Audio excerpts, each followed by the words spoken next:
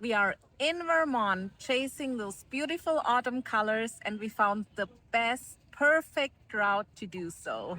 We are going to drive the Route 100 from Stowe, Vermont, down to Woodstock.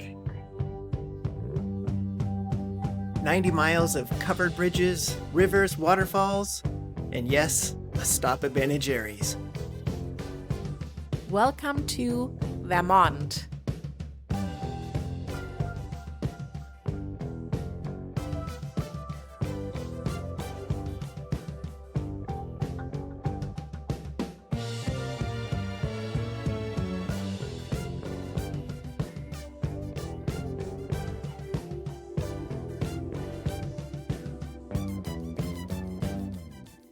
Stowe feels exactly how you imagine a Vermont mountain town would feel.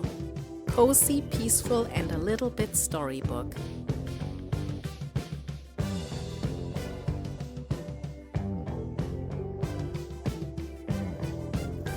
This is such a cute little town here.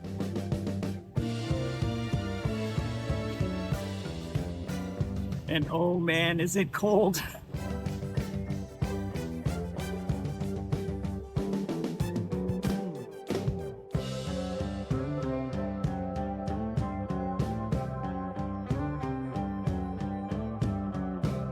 We took a quick walk down Main Street just to soak it all in.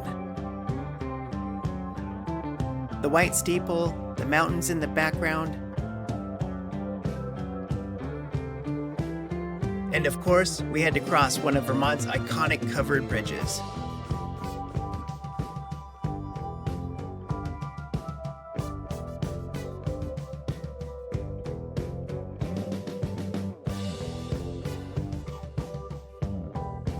And even if the leaves weren't exploding yet, it still felt pretty magical.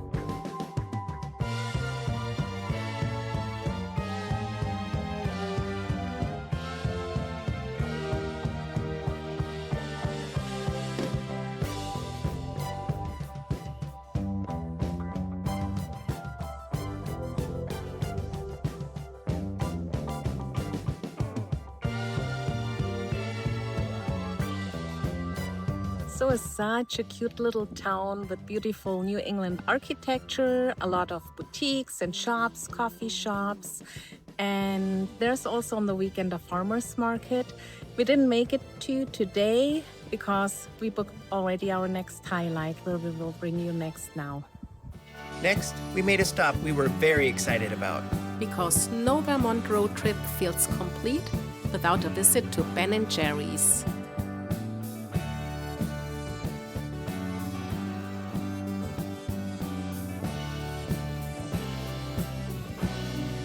We started at the Flavor Graveyard, home to all the ice cream flavors that didn't quite make it. In memory of Holy Cannoli, now in front of the pearly gates, Holy Cannoli sits and waits. What brought it ruins, no one knows. Must have been the pistachios.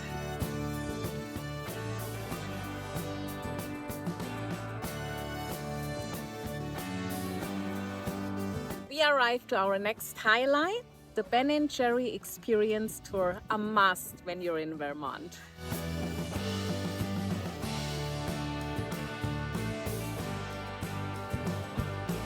And if you do come to Ben & Jerry's during the fall, and especially on a weekend, get your tickets in advance because they do sell out.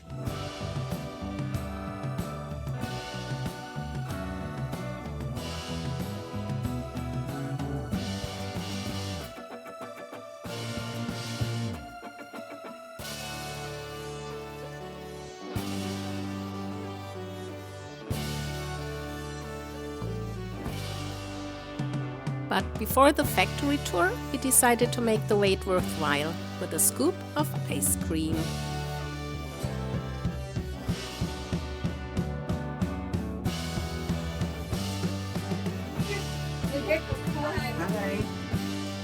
Hi.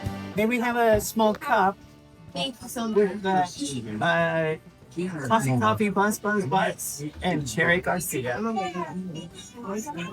a cup.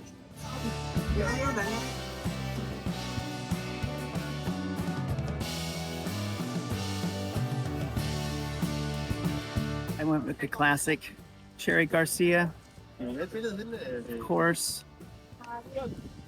cherry ice cream, cherry chunks, and chocolate chunks.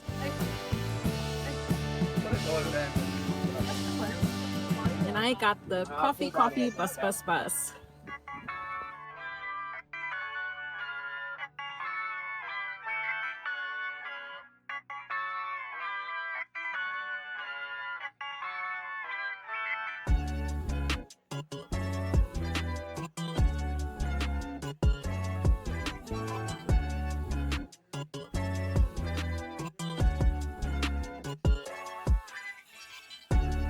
Ben & Jerry's was founded right here in Vermont in 1978.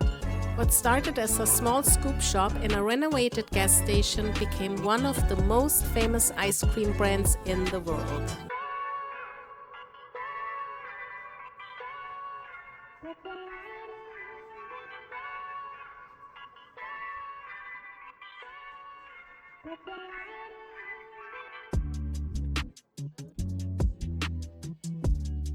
Then it was time for the factory tour. Can I gather in the circle in front of me here, please? And thank you.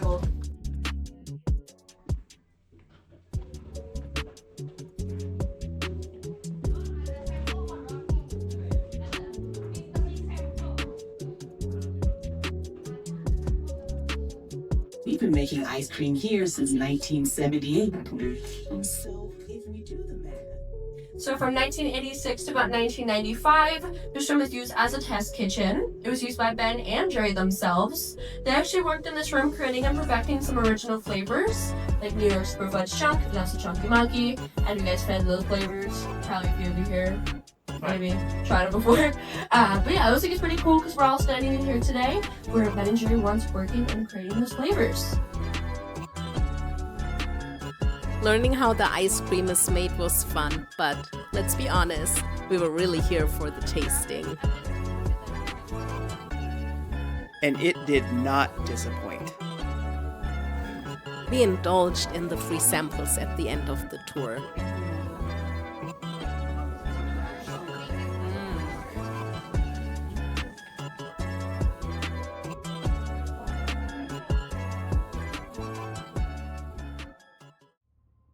Fully fueled and slightly sugared up, We were ready to get back on Route 100 and continue chasing those fall colors.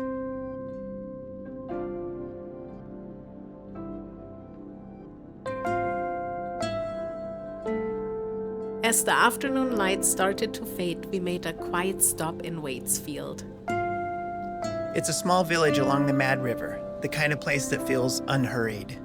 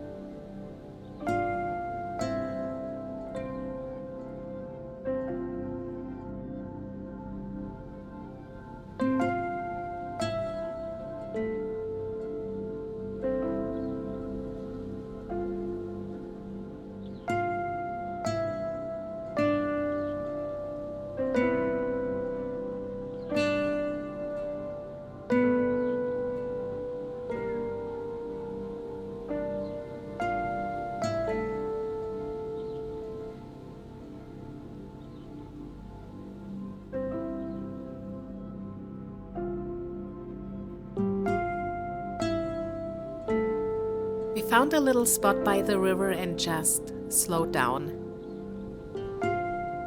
No schedule, no rush, just skipping stones and listening to the water.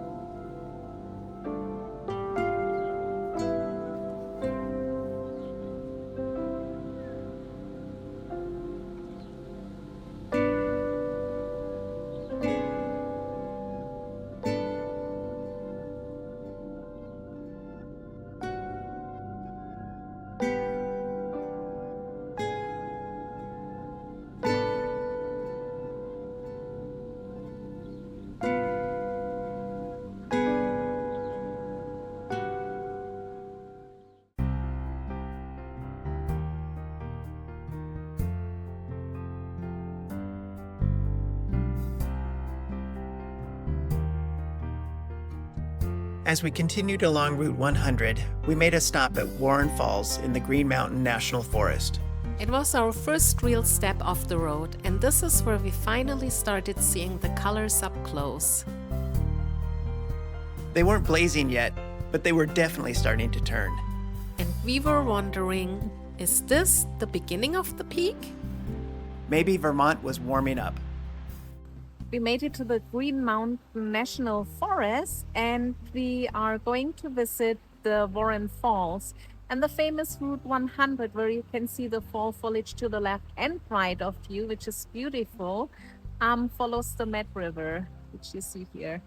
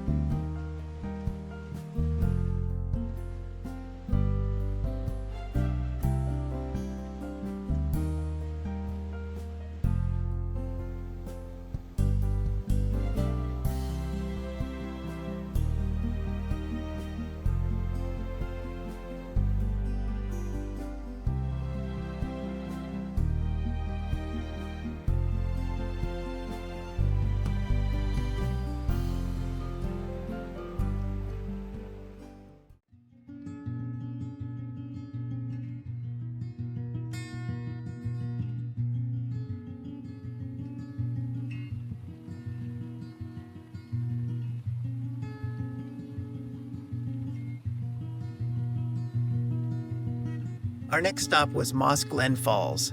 Tucked just off the road and surrounded by trees that were slowly starting to turn. The waterfall was powerful, but the colors were still soft. It felt like they were getting closer, but still holding back just a little.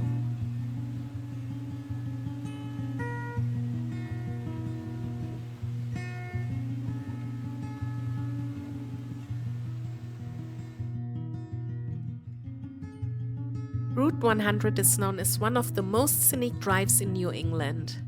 And it's easy to see why.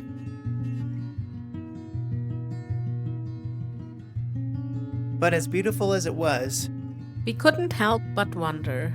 had peak foliage already passed? Or were we still just a little too early?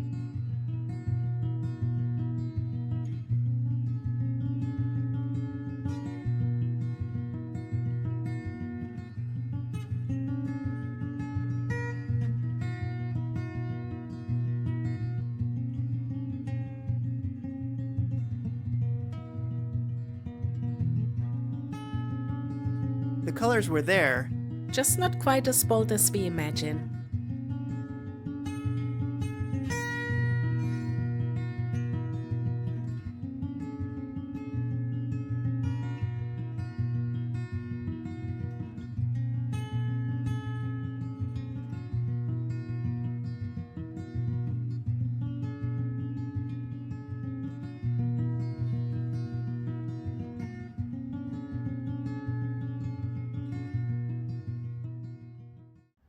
and the last stop on our Route 100 trip is the beautiful town of Woodstock, Vermont.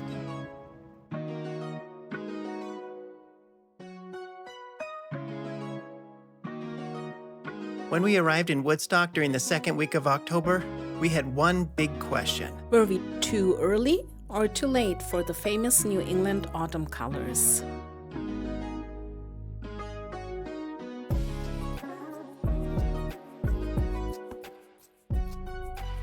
The truth is, timing fall foliage is always a bit of a gamble. Some years the colors peak early, and some years they take longer than expected. But as we spent the day exploring Woodstock, we started to realize that maybe it didn't matter quite as much as we thought. The houses here are so beautiful, and this is exactly how I always imagined New England.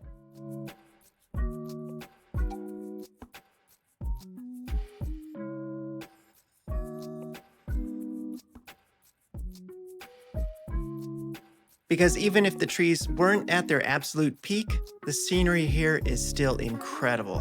Historic farms, quiet trails, delicious ice cream, and those classic New England landscapes that look like they belong on a postcard.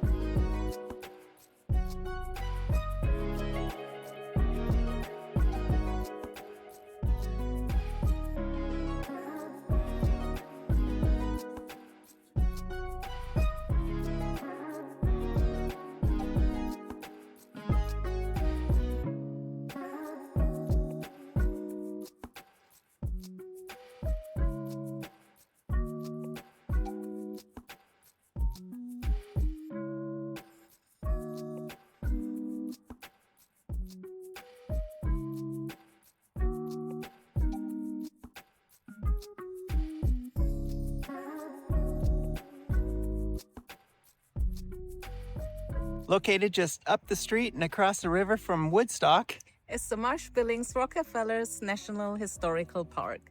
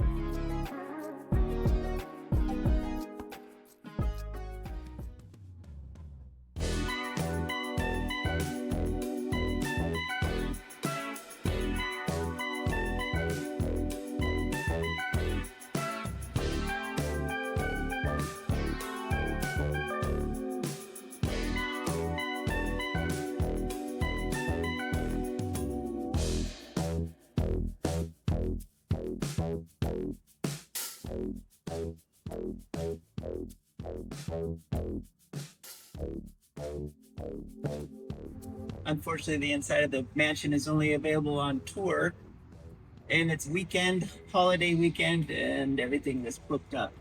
But you can access the grounds and these nice rocking chairs on the porch.